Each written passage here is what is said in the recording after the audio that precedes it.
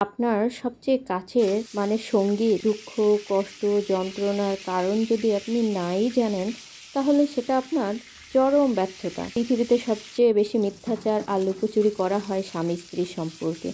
অধিকাংশই নিজের বুকে হাত রেখে বলতে পারবে না যে তার সঙ্গীর কাছে কখনোই কিছু, হয়তো খুব সামান্য, লুকায়নি, মিথ্যাচার করেনি। মূলত বিপত্তিটা ঘটে সেখানে। আচ্ছা, কেন আপনার সঙ্গী থেকে আপনাকে কিছু লুকাতে হবে, যেখানে আপনি তার সর্বোত্তম বন্ধু হওয়ার কথা? এই লুকোচুরি, মিথ্যাচারের যে ব্যাপার, এটা আসলে মূলত স্বামী স্ত্রী পরস্পর একজন আরেকজনকে খুব ভালো বন্ধু না হতে পারার কারণে। যেখানে পরস্পরের মধ্যে বোঝাপড়ার কোনো বালাই নেই, সেখানে একজন আরেকজনের কাছে মন খুলে কথা বলতে ভয় পায়, দ্বিধা সংকোচে ভোগে।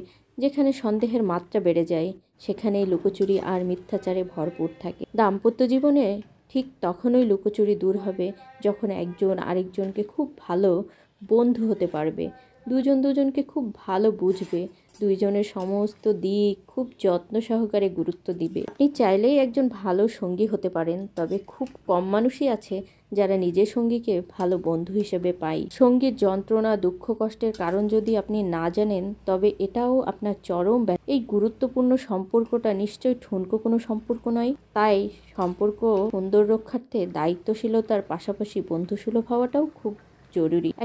এই যে হাদিসটা আমরা সবাই জানি, সেই স্ত্রী সর্বোত্তম যে স্বামীর বিবেচনায় উত্তম, আর সেই স্বামীও তো উত্তম যে স্ত্রীর বিবেচনায় উত্তম। আপনিও একবার চেষ্টা করে সঙ্গী ভালো বন্ধু হয়ে উঠুন না। সব কিছু কত সুন্দর আর স্নিগ্ধ হয় দেখুন। সঙ্গী যদি আপনাকে ভরসা করে, দুটো মনের কথা নাই বলতে পারে, তবে আপনার ব্যক্তিত্বের নিদর্শন রইল কোথায়? তাই সকল ভাই বোনদের বলবো, একজন ভালো বাবা মা হয়ে ওঠার আগে একজন ভালো স্বামী বা একজন ভালো স্ত্রী হয়ে উঠুন। দেখবেন পরিবারটা সুন্দর হবে। স্বামী স্ত্রীর সম্পর্ক ভালো থাকলে সন্তানরাও থাকে স্বস্তিতে। অন্তত সন্তানদের কথা ভেবে হলেও একটা স্বামী স্ত্রীর মধুর সম্পর্ক গড়ে তুলুন।